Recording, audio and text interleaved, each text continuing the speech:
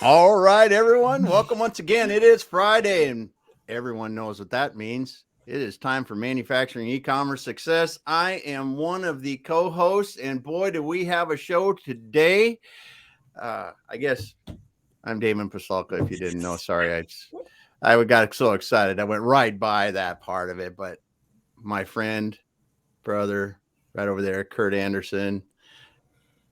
Take it away, my friend.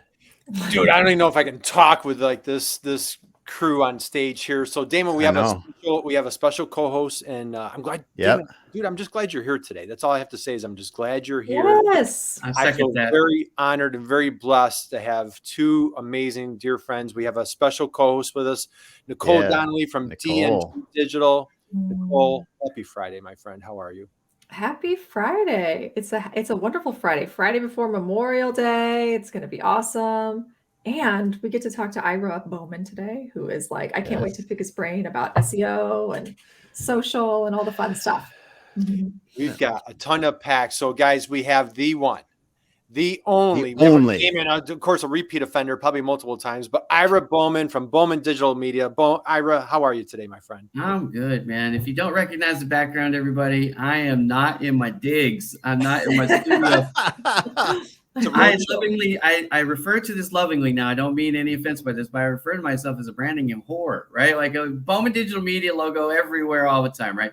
Yeah. But I'm in a hotel room. I'm in Pensacola, Florida, which is ironic because I have a daughter that goes to PCC. Well, she's home in California watching the kids. So my wife and I are on this work vacation here from Pensacola, Florida. So apologize for the fan coming out of my head and all that stuff. But it's all good, man. Hey, we got a lot of people in the house already. Holy heck. We got Bob rolling Bob, in. happy Friday. Bob and I have shared a friend kiss, just so everybody knows. We have kissed each other before. It's been amazing. All right. Bob's a good kisser. Yes. Yeah. My wife was a little jealous, I think, actually. I'm just saying. We got Deo is here today. We got Christina Harrington is here today. We got, I can't pronounce your first name. Sam. We're just calling him Sam. Sam. There we go. Sam's here today. Thanks so much for being here. Well, this is going to be a treat because we're going to be talking about building a dynamic and engaging digital audience. And, you know, our friend Ira here has done a bit of that. Yeah. So a little bit of something. Let's talk about it. I think you have something like 200,000 plus followers on LinkedIn. You've got 150-ish thousand followers on Instagram. You got, I don't know how many on Twitter, and I'm missing a bunch of places. The one I'm excited about is my YouTube following. My YouTube following, I cracked 20,000 subscribers on YouTube, and I'm working hard on it. Yeah. That is, for anybody who knows, that is by far the hardest one to build on. So to get 20,000 people to volunteer to follow me and the goofy shenanigans that we do on video, I appreciate it. Yeah. So Ira, what I'd like to do is I just want to set the stage. It's hard to imagine anybody here, of course, on LinkedIn is not familiar with the one, the only Ira Bowman, but there might be some folks on other platforms that might be like maybe new, you're new to them, vice versa. So I want to go back in time, and then we've got, I know Damon, Nicole, you guys have a slew of questions. We're going to dig into like marketing tactic strategies for today, but I'd love to go back in time a little bit of like LinkedIn, not pre-LinkedIn, Ira, but I met you in June of 2020. Yeah. Now, I dropped your TED Talk into the chat box. Guys, I encourage you. I invite you. I implore you. I am begging you. Yes, Bob, Ira. It was a good kiss, too. And I am so jealous, Bob. And Val Weber, Val, happy Friday. We're here with Ira. So, Ira, I want to on your TED Talk, you guys, you have to watch it. It is absolutely fantastic. You talk about how your life changed in 2018. Yeah. Got rid of a scarcity mindset and really catapulted yourself. I met you June of 2020. I met you the day after a big event happened. Are you comfortable? Can you share what happened in June of 2020? Yeah. All of us were going through COVID. What was going on with Ira? Yeah, I could walk you guys through that story pretty fast, and it'll catch everybody up. So for 20 years, look, I have 8 kids. I didn't start out with 8 kids. I got married back in the year 2000 to my beautiful wife. And we started having babies because I can't keep my hands off her. So it is what it is. I needed to make money, but I didn't have a college degree. I was a senior at San Jose State there in San Jose, California, but I wanted to have a house. I didn't want my family to live in, an apartment or whatever. And no offense to people who do, it just wasn't my aspiration. So I started working, trying to make more money. My wife at the time made a lot more money than I did. I was making $12 an hour, I think, when we got married, just a full disclosure, as a customer rep. Anyhow, I got into sales. And so sales was pretty lucrative for me. And I did that for 2 decades. In 2017, actually, I started to realize that cold calling was getting harder and harder to do in person. But up to that point, I was like really good at it, right? I could walk into an office and just make friends. That's always what I was trying to do. I wasn't trying to sell you anything when I met you, just trying to learn a little bit about your business and then figure out where maybe I could help you through the relationship building. So that was how I made my living. In 2017 and really in 2018, I put it in full throttle. I realized that if I could build my presence on LinkedIn, that would help me to meet people electronically, digitally, and start that relationship that I used to do in person. So that was my goal. I wasn't trying to be a media guy, an influencer. I wasn't trying to get famous, none of that stuff, right? Like none of it. The whole point for me was getting past the gatekeeper. For any sales reps out there, they're nodding their head like, oh my God, I know exactly what it means. Like you can walk into a place and they like out. You know what I mean? If you can even get in the building, the first thing you hear is get the hell out of here. I mean, they say it nicer than that sometimes, but sometimes they are more crude. Anyways, you get the drift. So in 2018, I met this guy. I'd been connected to him on LinkedIn. I don't know how we got connected. I just, he sent me a friend request and I accepted it. But anyways, Mike O'Connor is the guy that kind of changed my life. And I talk about that in the TEDx talk. But anyways, he challenged me with the idea of how the LinkedIn actually works. And he wasn't just talking to me at that point. He was talking to everybody. But he said at the end of this video that I saw that he had on his profile, and it said, if you're smart, call me. And he had his phone number in his profile. So I'm like, okay, we're connected. I see the phone number. I called him for 2.5 hours. We talked. I was working in San Francisco. I had to drive home to Manteca because that's how rich I was. I couldn't live inside the Bay Area. I had to drive inside to work in the Bay Area. Anyways, that's what it was. So he gave me not the mythology of how to do what I've done, but he gave me the realization that I needed to do what I've done, right? He sparked the idea that I needed it. He didn't necessarily tell me the how. So Mike and I have worked together, pretty closely through the years, building these strategies and techniques up. But through that, I was able to then stop cold calling and make these relationships online. And actually, I was doing pretty well at sales up to 2020. Well, in 2020, as everybody knows, COVID hit hard the United States.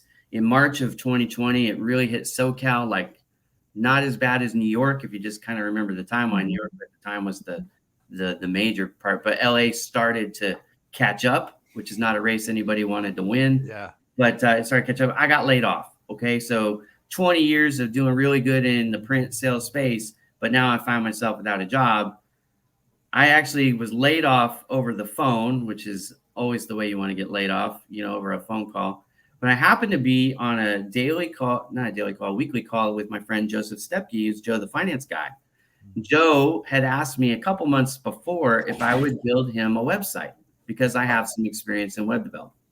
So I always told him, like, man, I can't. I had only been at that job for 5 months. I had moved down from the Bay Area, that San Francisco job, down to LA so I could live 20 minutes from work instead of 2.5 hours, right? So anyways, 5 months into a job I thought I was going to retire at because it was the second time I had worked for that particular company. They laid me off. And so Joe goes, it's kind of the funniest thing ever, but it's a little insensitive, but it's funny. And when you get to know me, I joke a lot. So anyways, he goes, so you have some time to build my website? And I go, you sucker. Yes, I do. And then we worked out a price and, I built his website out. So, I started my business right away. Now it took a little while for everything to become official and get set up, but that was how I switched over spots. So in June of 2020, I launched Bowman Digital Media. That's the little logo on my shirt here. But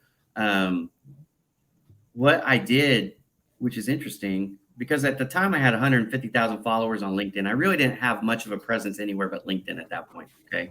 So on LinkedIn, I had 150,000 followers. I think on Facebook, I had 1,500 friends. I had no Twitter. I had no YouTube channel. I didn't have any of this stuff, right? So I put out a post and I said, hey, what would you do, small business owner? I was talking to small business owners at the time. I'm like, what would you do if you had access to 150,000 engaged followers on LinkedIn? Would that be of any interest to you? And I will tell you, my phone rang off the hook, because they're like, yeah, we don't have to build out this apparatus. You can be, they call it influencer marketing now. I didn't know that term at the time. I was just like, I'll make posts on your behalf, right? And then I'll get people to see it. We'll build your visibility, and you can, get sales leads that way. Organic sales leads is what we were trying to generate. And we were, we did it pretty well. And so that's how this whole crazy ride got started. Okay. Couple things I want to unpack is like, you call it again, guys, we're here with Ira Bowman. Thank you for joining us. Happy Friday. Bowman Digital Media, which started was a COVID baby, started in June of 2020. Yeah.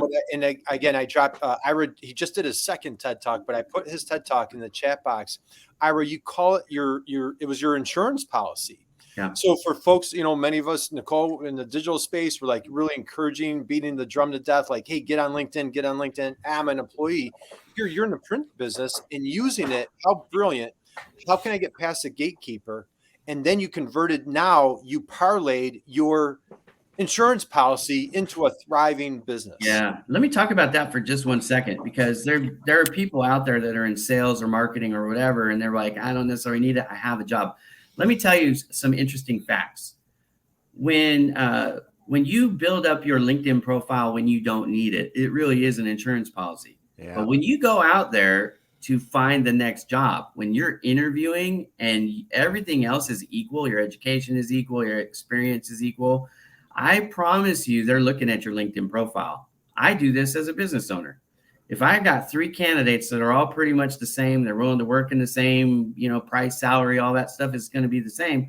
I'm looking at their followings, because that's an audience is an asset.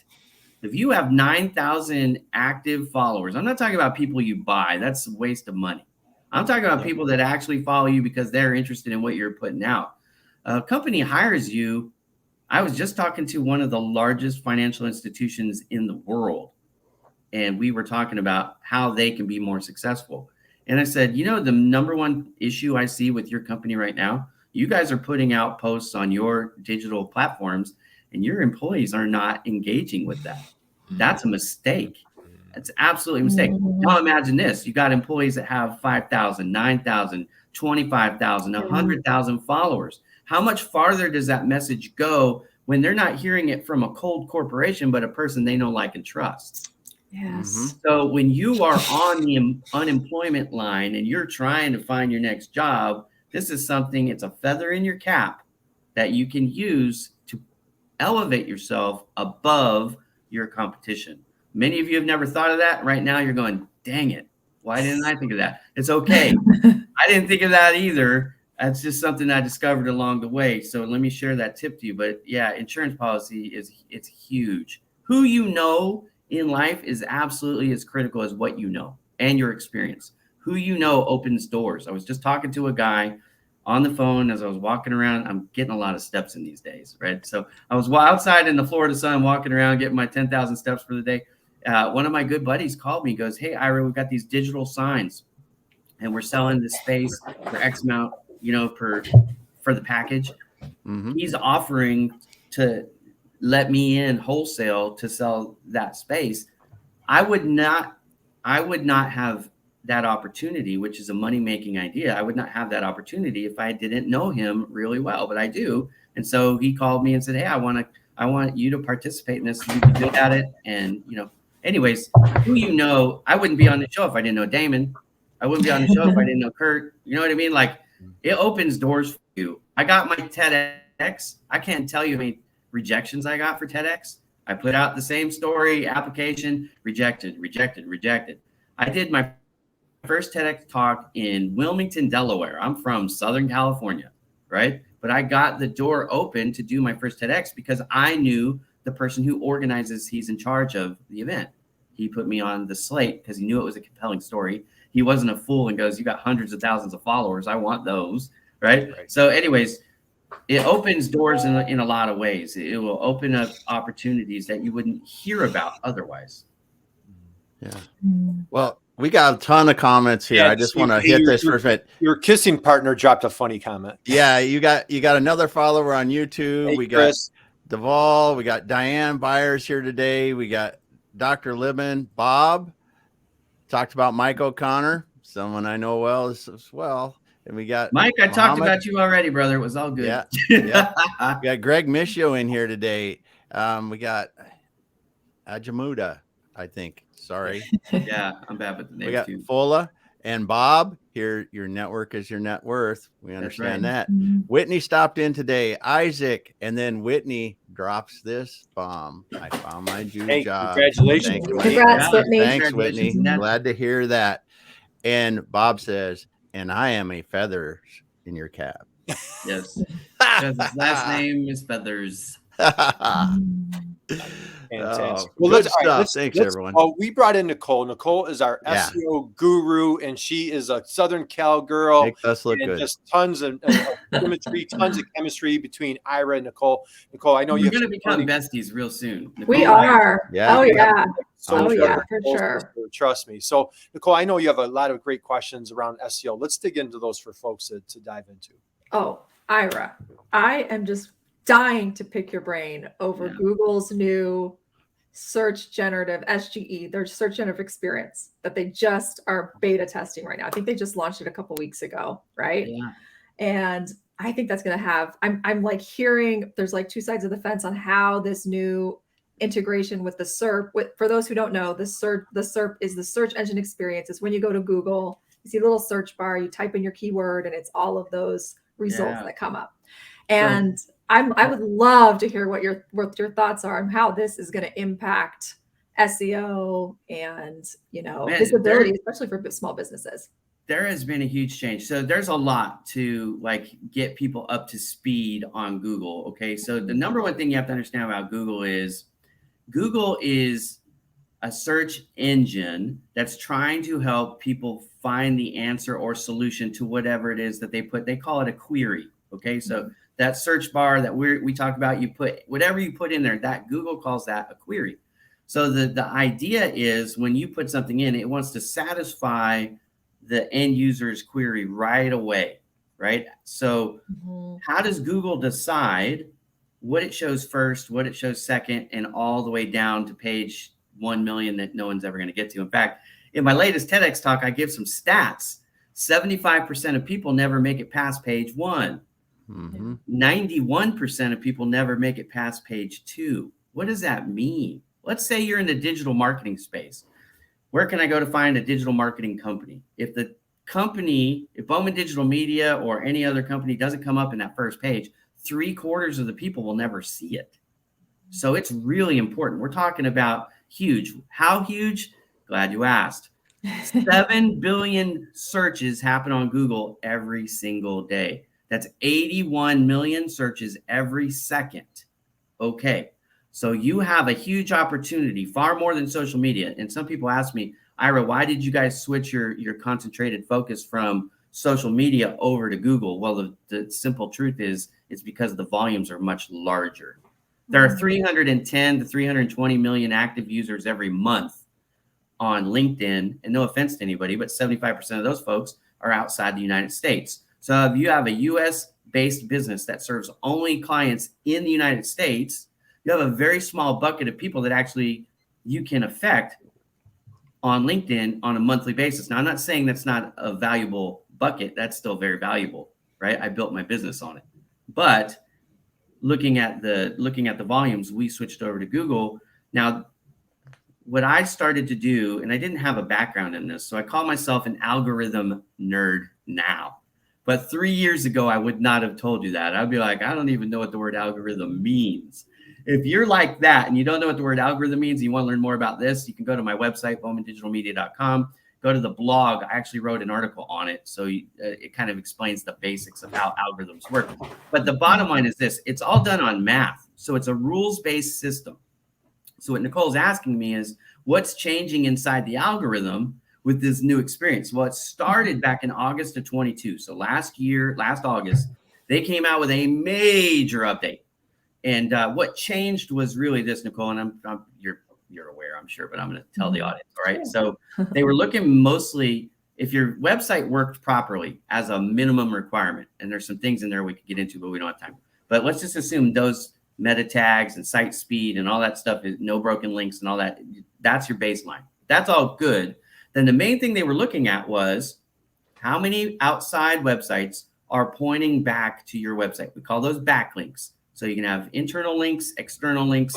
You can have follow links or no follow links. At the time, that's all there was. Now they added 2 more categories to that. They created user-generated content, or UGC, and they created sponsored links, and those are your ads. All right, so now there's 4 types of links.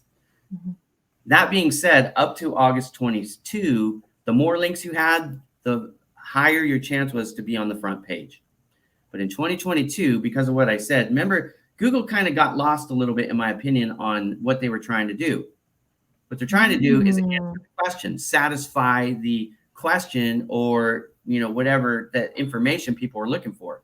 So they said, hey, in August 22, we're going to kind of go away. We're going to diverge from what we've been doing, and we're going to emphasize more than backlinks. Now we're going to emphasize content. They started looking at pillar content and blog content, and how many words on that topic are actually not on the site, but on the actual page itself. Because Google doesn't actually send you to a website. They send you to a web page. Now, some of you are like, what's the difference? Here's the difference. Bowman Digital Media is a website, but we got thousands of pages on our website. But Google is not going to say, just go there and look yourself. They're going to actually point you to the exact URL, the exact page that has the information that you're looking for. That's what they're trying to do. So what needed to happen, there was a lot of people that got up in arms because they were getting so much traffic from Google. Like I said, 7 billion with a B people are searching on Google every day, right? So imagine if you're getting 100,000 or 1 million clicks a day from Google, and your life is easy at that point, right? But now all of a sudden that fire hose stops to a trickle because you're no longer on the first page, because they changed the formula that they use to figure out how they rank. And we call that SERP. So it stands for Search Engine Result Page. That's what the P stands for. I like place or position better, but it actually officially stands for page. So where you are on the search page matters because, again, consumer behavior. People are searching on Google. They're not, for the most part, they're not going to page 2. 75% of people are page 1. What happens if they don't find the answer they're looking for? They're more likely to revise their search query than they are to go scroll all the way down and get the next page. See? So now what you're talking about with the new changes that are happening, it's a little bit debatable. In other words, the magic formula is still something that people are beta testing, like trying to figure this out. So we A/B test and stuff. Here's what I think is never going to go away. Because of ChatGPT and Bard and some of this other stuff that's coming out there, which are alternative options for people who have questions, honestly, right? Like Google, if you think about what Google actually does, the main thing it does is it gives you website responses and says, okay, I'm looking for how to groom my hair, right? I need to know how to curl this stuff, right? Straighten it or whatever, right? Like, so how to grow male bottom, how to fix male pattern baldness. I can't even say it, but anyways, something like that. I put that in the search engine. What it's doing is it's saying, okay, Ira, you can go to these places and it'll give you information on that. Well, what ChatGPT or Bard will do is just give you the answer. So if you ask me Google's rank in the importance of the internet moving forward, it's going to take a back seat. So, all this stuff that I tell you is for today, because tomorrow something might change and then you have to adjust your strategy. This is a dynamic strategy that is always being reevaluated and adjusted based on what's happening with Google. But I study it pretty much every day. I'm doing things to test it out and see. You can go to Google Development as well as website. It's a great resource. It's stuff that they put out, and you can find and you can read it from a business owner's perspective, or someone who's got a little bit of technical skill, or for the nerds like me who want to fully immerse yourself in 3,000 pages like Google puts out. But they don't put out the secret sauce. right? They Right. give you a lot, everything. In Yeah. fact, I don't think there's anybody at Google who knows the secret sauce like by themselves. I think it's a bunch of different people that they've siloed for protection because they don't want, Bing or somebody else like that to hire that person away. And now you've got all the keys to the kingdom. So I think that's why they do it. But anyways, there's nobody like me. If they tell you they know everything about everything, you can just find somebody else because their ego is getting in the way. I'm sure there's lots of things that Nicole knows that I don't know, and vice versa. That's just, from our experience. But here's the bottom line.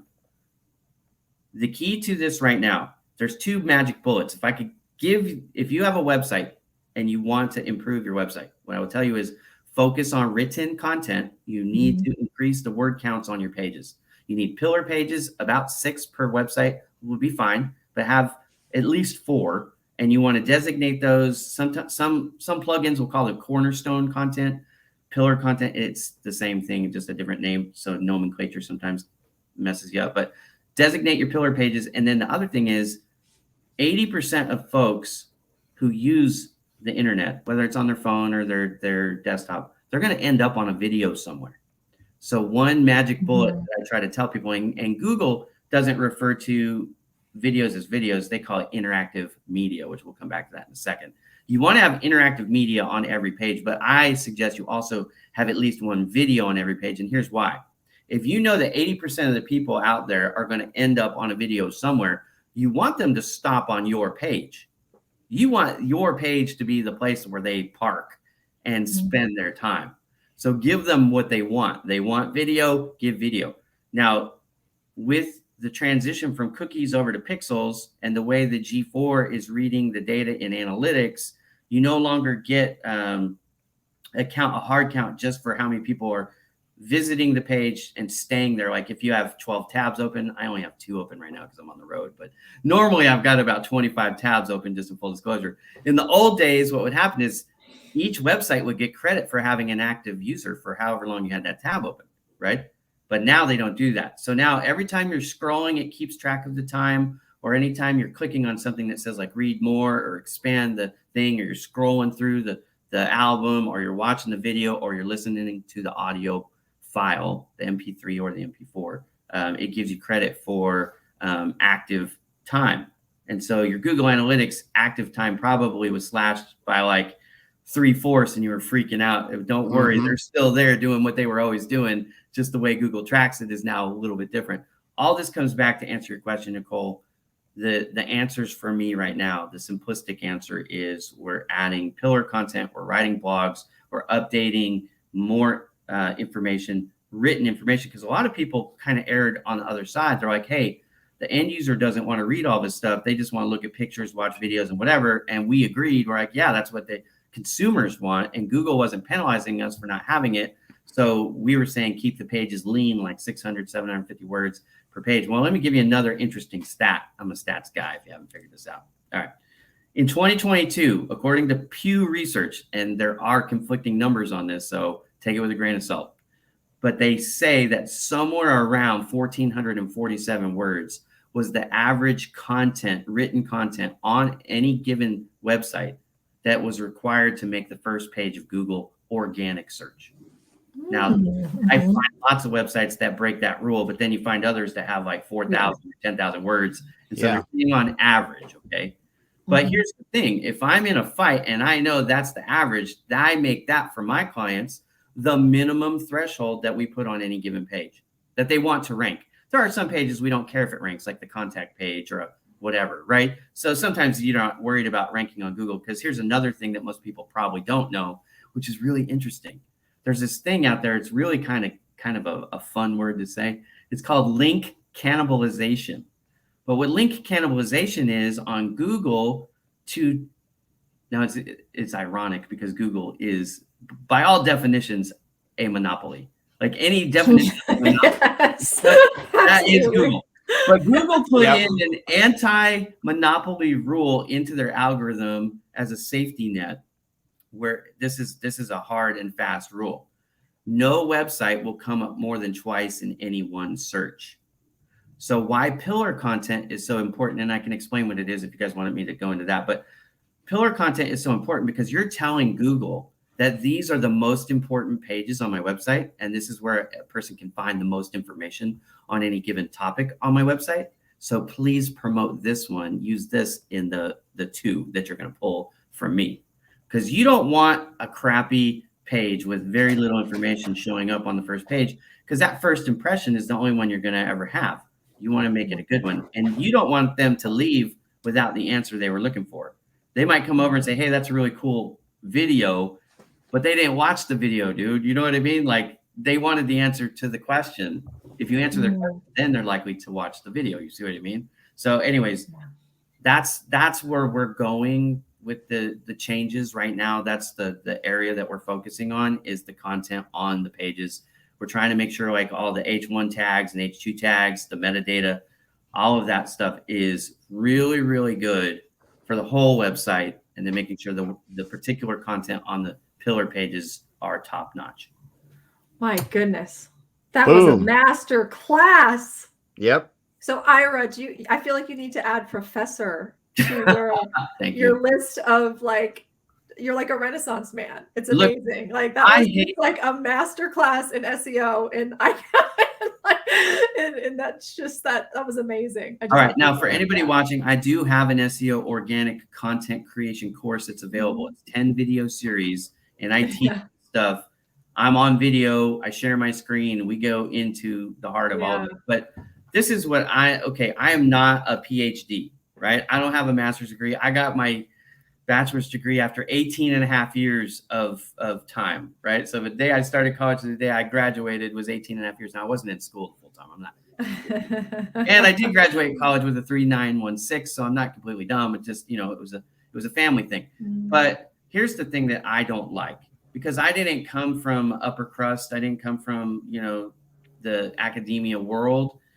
Sometimes when you go and talk to people about what they do, or you're trying to learn what they do, they speak in ways that are so over your head, it doesn't help anybody. So I'm not trying to talk down to anybody. I just try to put it in a way that most people can hopefully understand, because I want you to take some actionable tips today, some advice today, and improve how you do things. Right. Well, so we can get into how I built my LinkedIn, or how I built my Instagram, or how I'm building up my YouTube. We can talk about any of that stuff that you want. Why I spend all my time on Google. We can talk about any of those things, because I'll tell you from just a base everyday, expression, why I'm doing it and how it can help people, accomplish their goal. You should start with the end goal in mind. The end goal should never change. Now, your strategy that you build out will change over time, because things change, right? Dynamic change. That algorithm shift in 2022, that was a big one. And then they actually came out with what I call a minor one on top of that in December. So they had two pretty significant seismic shifts on Google just in a matter of 4 months. Yeah. Man, well, there's there's just so many people that are like really with this new AI experience that Google's going to build into the SERP. There's a lot of people that are like, this is doomsday. You're going to lose like 50% of your search traffic because, this. I actually think it's going to be better. So the people out there that are worried, here's the people that should be worried. Your website is built on fluff. If your website is fluff, like I'm not even joking. If you went to ChatGPT and had ChatGPT write 5 articles and that's all you got on your page, you're in a huge amount of trouble. Okay. Yeah. But if your website is built on solid information and you've done a good job, here's what I want to say about this. Okay. Content. There's wide, meaning there's all kinds of different topics in that category. So you want to go wide and hit round the bases of the topic, cover the whole enchilada, baby. Right. Now, also, you want to have the pillars are deep. So then you take each of those sections and now you build them out. And it's not like we're having a one-time event and it's just today and it's got to be ready today. This is the long haul. Think about this as the marathon of your business. Your pillar content, you should be contributing to that every single month. Absolutely. Never stops. Right. So because things change, you update it. Think of it like a press release, a news article that comes out. And so, when it first came out, we had little bit of information. And then as time goes on and we learn more things and the journalists are able to interview and more facts and figures come up, they add that to the story. You see that all the time. Same thing with your content on your website. If you have a website page that you built in 2021 and you haven't touched it since 2021, I hate to tell you this, but Google's probably parked that sucker, right? Mhm. And if it's really bad, they'll actually delist you, that's like your death nail of your business. If Google delists your business from the search engine, you have to create a new site with a new URL. Yeah. They don't revive, as far as I know, they don't ever revive them. Like once it's delisted, it's delisted. So then you have to start over. I love this because I think as small businesses, it's really important for you to get clear on the top topics that you want to be known for and just go really deep on those in order for you to really be able to get yourself in the AI, get yourself to the top rather than trying to like just rank for a bunch of different topics and not have more broad content. Yeah, we could talk about that in a second. There's a couple comments I want you to share, Damon, if you would. Kyle Harbaugh, that's exactly what I'm hoping people will do. That is 100% why I'm here today. Duvall, 100%. Yeah. And people ask me, what's the frequency rate? What do we need to update? Okay, here's the deal. Pillar content, up to 6 pages on your website. You want to be updating those every single month, not a 30-day window. You may or may not know this, guys, but Google comes and indexes your website a minimum of 4 days, a maximum of 30 days. So there's this 26-day window every month where they're going to come at least one time and index your site. What does that mean, Professor? What it means is this. They're going to come. They have AI bots. We call them Google bots. They come and they crawl your site like spiders. They're looking for everything. Now you have a schema and you have a robotics. I won't get into that for sake of time, but so there's some help that we provide to Google to help make their Google bots job easier because we want them to know what's on our site so that they can rank us for it, right? But the bottom line is, if your pillar content is not being updated every month when they index it again, now you're starting to go, okay, this is not current. We want them to know it's current. One of the things, Nicole, that is new is Google is pushing new content over old content. So again, everything else being equal, you have an article from this month, you have an article from 3 months ago. Google doesn't care about domain authority and number of backlinks like it used to. So the site that has a Moz ranking of an 8 can outrank a site that has a Moz ranking of a 91. I've seen it with my own eyes because I studied this stuff, right? So the first time I saw that, I almost fell out of my chair because I didn't believe it. I thought it was a mistake. I'm like, I went to the website and I dug in. I'm like, there's got to be more here. No, they just have better information on that topic than the 91 site, right? And for those of you who don't know what DA is, it just stands for domain authority. Google doesn't actually have a domain authority like Moz and SEMrush do. However, those are still good tools to kind of understand, get it. It's like a quick barometer on how you're doing compared to your competition. But anyways, for updating your site, pillars content every month. So if you got 6 pages that need to be updated every month. You can break that down however you need to. Your blogs need to be updated too. Not as often, but they need to be updated. I recommend at least every 6 months on the blogs. So every page, every blog page, every blog. If you want, okay, Damon, I know this hurts. But listen, the ones that you want to rank are the ones you update. Okay. If you have old blogs that you're like, you know what, I really don't need this to rank anymore, just make sure you go and update those so they point to your pillar content. Really, every page that you add, every new page on your website should point to one of those 6 pillar pages. Everything funnels to your pillar, not your homepage, unless your homepage is also a pillar, which it can be, but it doesn't have to be. Every pillar page, every other page that you add, every single blog that you write, every new product or service page that you put out, every page should point back to a pillar. And then when you're putting out blogs or content or press releases out into the world that are going to be hosted on other sites, you also point those to your pillar pages. Everything points to pillar. So think of pillar as your foundation pages. Those are the ones that you care about the most. All right, Ira. All right. First off, let's just take a time out right here, Damon. Right? Was like, all right, bam, mind blown, right? Like this wasn't even like mic drop. This was like mind blown moment. So I don't know if we caught all the comments, but Christina's saying, ooh, I'm getting a lot of actionable steps with Kyle again. That's my goal. Guys, thank you. All. It looks like your routine job is to update content. Hey, your kissing partner had to sneak out, so Yeah, Bob had to leave. That's fine. and I'll kiss let's him later. and I'm just I'm just saying that out of jealousy, Ira. My wife just said nice, so there you go. Yeah. She's over there, just full disclosure. So let's all right. How we need to define the schema for pages? Is it still in the rules? Do you want to hit that question? Yeah. So okay, I wasn't going to touch schema because it is a tech. This is probably one of the most technical things that we're going to talk about today. So I'm just going to lay it out like this.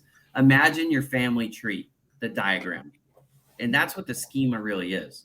It's kind of a roadmap for Google, every page where it goes and how it all fits together. Yes, you have to have it. If you don't have it, you get dinged for not having it.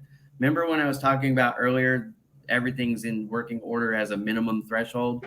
Believe me, schema is the first thing on that list. Like, if you don't have a schema, drop everything, call me, and we'll create it for you, because you're not going to be able to do it yourself probably. Right. You need somebody who knows what they're doing to do it. But yes, you absolutely have to have it. So, Ira, on that note, I dropped your website you mentioned your blog a while back. And so I dropped your blog into the comments. So again, guys, if you're just joining us, if you came in after the hour, Ira Bowman Digital Media, this is just a pure masterclass. Yes. Invite you, if you caught this later, go back.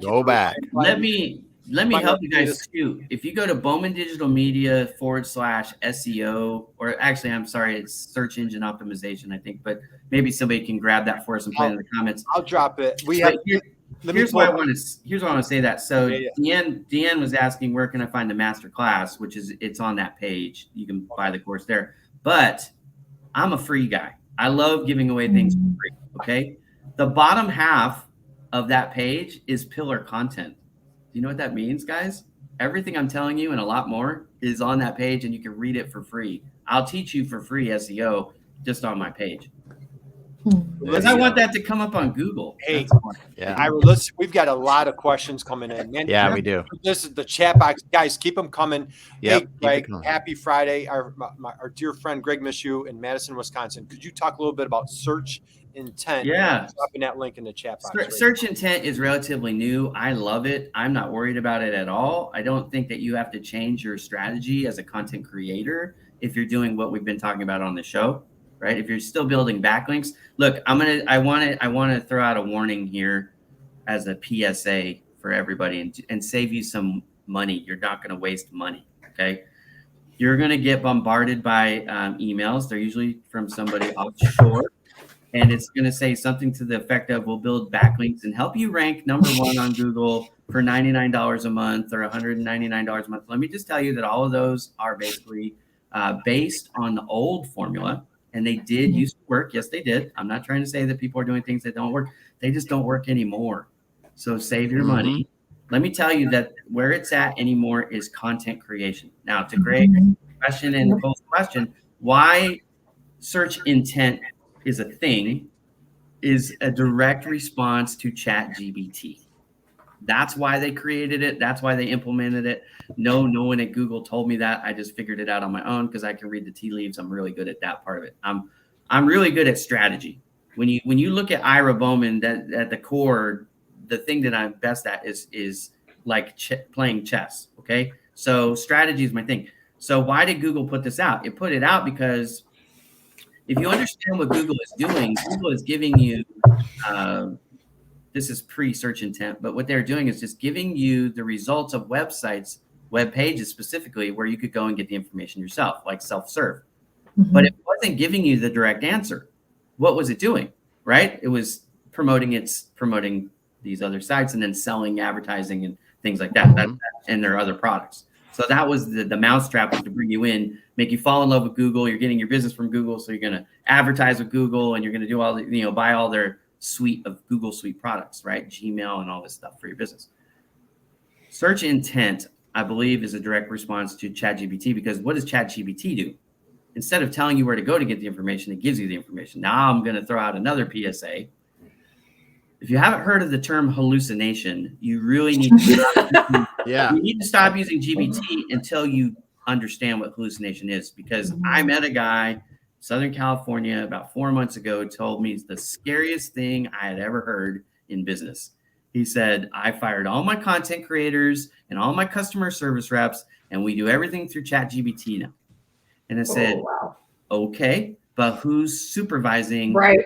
Yeah. What oversight is there for this information? He goes, I don't have any. It just goes out. And I said, okay, so you obviously don't understand a couple of very important things about ChatGPT. First of all, if you go to openai.com, which is ChatGPT's creator, it's not Microsoft. Everybody thinks it's Microsoft. No, Microsoft bought into the project because they saw how cool it was.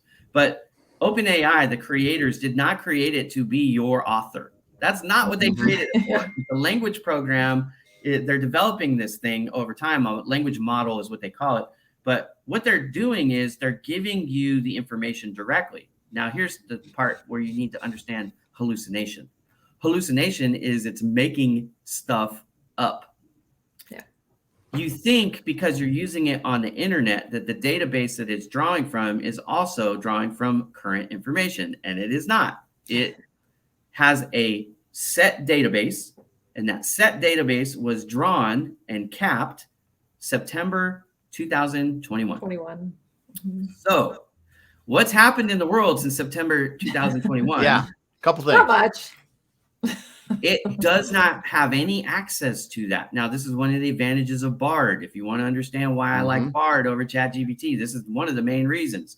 Bard is Google's direct competitor to ChatGPT. So learn the word Bard, use Bard. I recommend it better, but it still hallucinates. They both hallucinate. What is hallucination? Hallucination is when it doesn't have the data, but it uses logic-based, it uses its artificial intelligence to create, manufacture, make up, and answer. Now what's scary is this. This is what's scary. How much content has gone out created by ChatGPT over the last year online?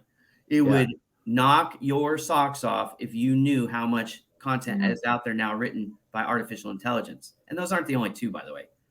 There's all kinds that but anyways. Jasper. Now, Jasper, my company uses Jasper as a tool. Now we have oversight for it, but we use it. Bing chat. All kinds of stuff. But here's the thing. So now that data that's out there is being put out by companies that are supposed to be credible on that topic.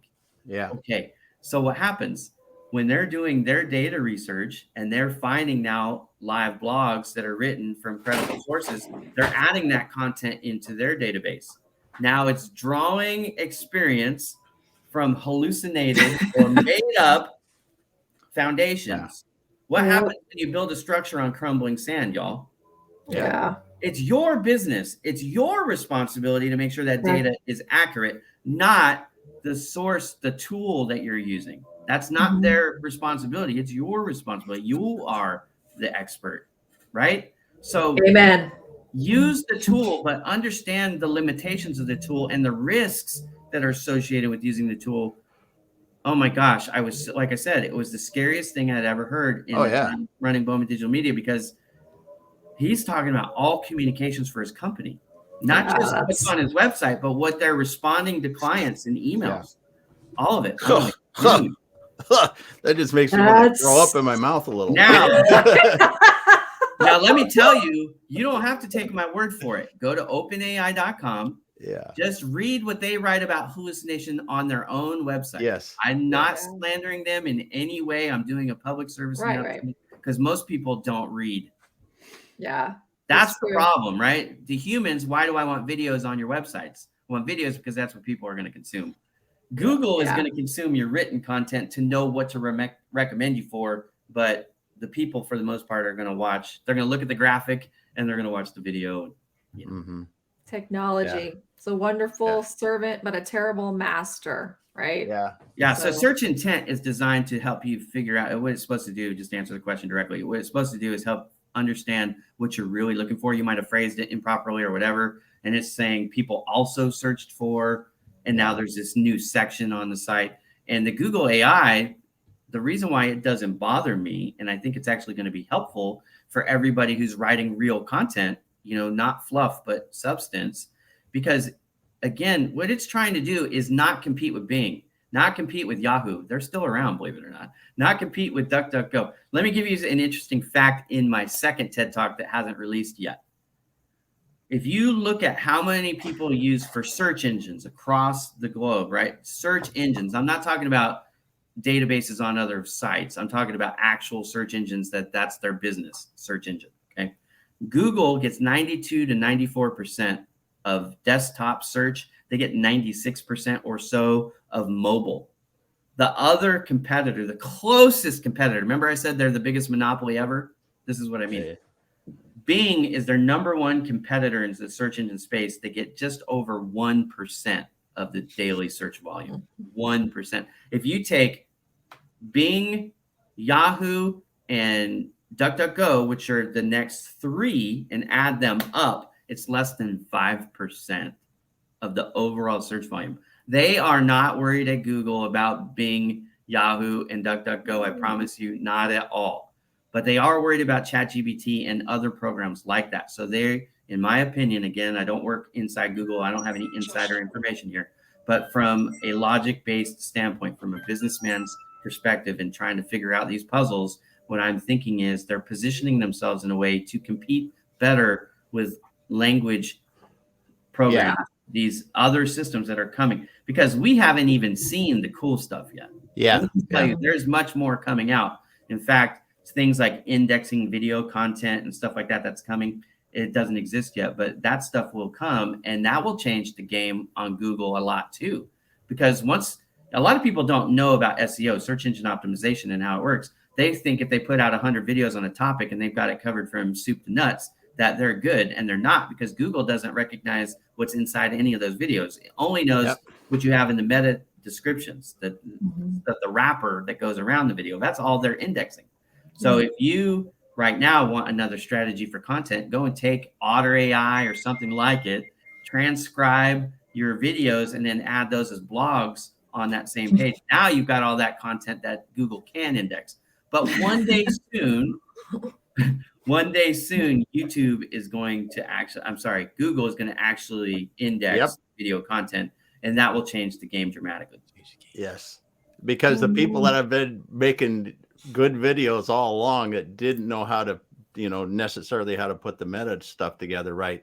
If they can start tagging the videos, they're going to find the good content. Look, if you're looking for help, right? If you're looking for help and you have content creators and they do a good job, but some of this technical stuff is where you're weak, source it. Don't try and figure it out yourself, because I promise you, this is a full-time job. Just understanding and keeping up with Google is a full-time job.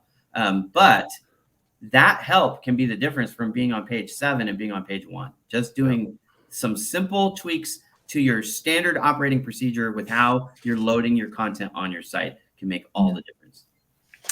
Amen. Boom.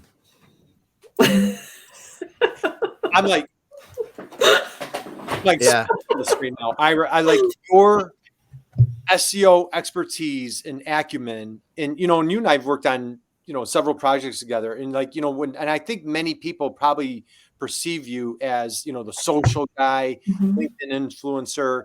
And what I love what you've just done and what you've described is you just really, this was a masterclass on how to learn, how to grow, how to make yourself more competitive. Were you an SEO expert 3 years ago? No, I didn't even know what SEO was. Honestly, this is what I've been studying for the last few years. Right. Because I needed to. Now, my first SEO lesson started with Project Help You Grow in 2018. Because if those of you who aren't familiar with Project Help You Grow, just look it up. I don't have time to explain it, but I launched a philanthropy in 2018 to help people find jobs. It's one of the ways that I built my LinkedIn visibility, right? I was helping people where they were in need in finding a job. I'm really good at that. I created a website with the help of some friends, but then I needed it to rank on Google, and I didn't have any money to spend on advertising. So I started researching SEO a little bit back then, but I really got knuckles deep into it in 2021 because you can take a business so far with social media, but you really can't take it to the top of the mountain without Google. You need Google's help. So I was like, what can I do? Not for my clients. This was not something that was really all I concerned about for my clients. It was more for my own business. How can I increase my own visibility and gain traction on Google for Bowman Digital Media? So that's where I started reading, taking courses, attending seminars, and all this stuff. Like I love to learn anyways, if you haven't figured that out. But It's clear. It's yeah. very clear. Yeah. Man. Good stuff. Well, once Good again, stuff. man, we're lots of love in the chat box here. Yep. And Thanks, everybody. I people are appreciate it. thanking you guys. So again, guys, we're gonna start winding down. So Nicole, parting thoughts, kind of recap what was. Oh man, I think the things for people to take away for folks that are kind of just getting started or wondering where they should focus now that there's so much disruption happening with AI is I love what Ira says about make sure your website has pillar content. Make sure you've got that pillar content, that 4 to 6 pillars. Make sure you're updating it regularly so that you're staying top of mind. So that's what really stands out to me, like for people who are just kind of getting started, is just really to focus on that time. I'll even And if you need help, you know where to go. Go to Ira. I'll give you guys a hint too. We didn't talk about this, but when you talk about volume of content, how much volume should actually be writing? I recommend you do at least 4,000 words every month. At least 4,000 words every month. Now, most of my websites we're doing 6,000 or more, but as a minimum threshold, you should be aiming at 4,000 words. That's really helpful. Great. And I love how you've just it's very specific advice that you've given everyone today. It's not just this high level fluff. And I think that's really important. I want to give people things they can do. Like, you have a task list now. Watch this video from scratch and you Yeah, exactly. It's wonderful. Yeah. Well, good again, stuff. as we wrap up, I just want to give, I just want to pull up some of these comments again. Christina, thank you for spending time with us today. Happy Friday. Hope you and your family have a wonderful Memorial Day. And Ira, you're getting love from Angela. Angela, thank you for joining us. What a rock star she is. Thank you. I actually built out her website for her. So did you check out thurmanco.com. It's a wonderful site. Yeah. So, hey, go right back there to Angela. Here's her comment again. Great actionable advice. Duvall, just a lot of great tips here. So, Damon, dude, was this like we had high expectations when Ira's on stage, but man, you just completely blew it away. We have your TED Talk, guys. Over the weekend, you're out for a walk with a dog or just enjoying the weather. Pop on Ira's. Go back TED and listen Talk. to this. It is absolutely fantastic. Start from the beginning. Go back and listen to this discussion. This was just a true masterclass. Ira, parting thoughts, any words of wisdom that you want to leave us with? Yeah, this is the thing. SEO is never done. Just remember what I said about the volumes on Google. It takes, this stat blew my mind when I did the research. 1 month of Google's traffic is the equivalent of 58 years of traffic on LinkedIn. Why did I switch from LinkedIn over to Google as my primary focus? It's because of the volume. There's so many more eyeballs on Google every single second of the day than there is on LinkedIn. And most of the stuff on LinkedIn, again, it's not in your geo fence. So, even that doesn't take into it, that disparity is not. So just understand this about SEO. It's not a one-time deal. Like I get some people, they'll come to me, they're like, hey, we got $20,000 that we want to invest in SEO. Like they're thinking like, okay, fix our SEO. And we'll be done. And I'm like, no, what I want you to do is cut that up into a monthly budget. And we're going to do a little bit every month. Sorry, there's a vacuum right outside my door, but we're going to do this every month. Whether you're paying somebody to do it or you're doing it yourself, or probably what's the best is to have a little of both, right? Yep. You got some internal people working and some external sourced labor helping you out, but never stop. Because the algorithm changes every month. And also, like I said, they're pushing relevant content, new content first. So all things being equal, you need to keep, every time you update one of those blogs or you update that pillar content, it considers that new content. Mm-hmm. So you've just refreshed the created date, if you will. Yeah. Man, okay. Whitney Houston, happy Memorial Day weekend to you. Thanks for joining us. We got Kathleen, holy cannoli, man. I like that. Might be a line. That's outstanding. Casey again drops a line here. So, all right, guys, we're gonna wind down. We have Ira's TED Talk in the chat. We have Ira's don't need to look far to find Ira's LinkedIn profile. We have his blog. We have his SEO tips, as he just mentioned. He has a course. Connect with Ira if you want to take your SEO to the next level. He has all sorts of powerful tips, tools, and as you can tell, he's just one amazing, incredible dude. How about a big round of applause, you guys? Thanks, everybody. Look, I really appreciate being here. I love helping. I hope this was helpful. Take the advice and run with it, because if you don't apply the things I've told you, then it's not going to help you. But if you apply what I just told you, it'll make a huge difference in your visitor traffic. Well, hey, and Ira, you share your story, your family, your 8 kids, and we just want to extend our love, our prayers to you, your family, good health, and just safe travels, you and your wife, as you're on the East Coast, getting back to the West Coast at some point in time. But thank you for sharing your time, your passion, your expertise. We love you. We appreciate you. And this was just far beyond our expectations. Thank you. Thank you. Thank you. Damon, take it away, dude. Thanks, Curt. I'm just taking it back a little bit here, but I'll try to summarize. Nicole, thanks for being here. I mean, your questions and interaction with Ira got this thing going to a level that, Curt and I, we just aren't going to go there. We got to go there. That was awesome. Thank you. I want to thank Ira for being here. Obviously, man, just love your sharing, your giving attitude, and just turning out good practical advice for people. Yes. And the people listening, go to bowmandigitalmedia.com if you haven't already. Check it out. You can get in touch with him there. You can do whatever, and just look at some of the content and see he practices what he talks about. That's one thing you're going to see there. And then finally, I want to thank all the listeners today. I mean, man, Curt and I, and we just are so blessed to have listeners coming back and listening to these two goofy old dudes that started this like 3 years ago. We're like, man, we want to talk about things that'll help business people. And it's just been such a ball, and it continues to be a ball. And having people like Ira and Nicole here today just shows, and all the people in the audience and the comments and stuff just really inspires me. And I know it does Curt to do better and do more of this. So thanks everyone for being here. Thanks to those that were listening, although you didn't put comments in, and thank those people for putting the comments in. And we are out. Have a wonderful holiday weekend. Bye, everybody. Thanks. See ya. Thank you. Thank you. Thank you.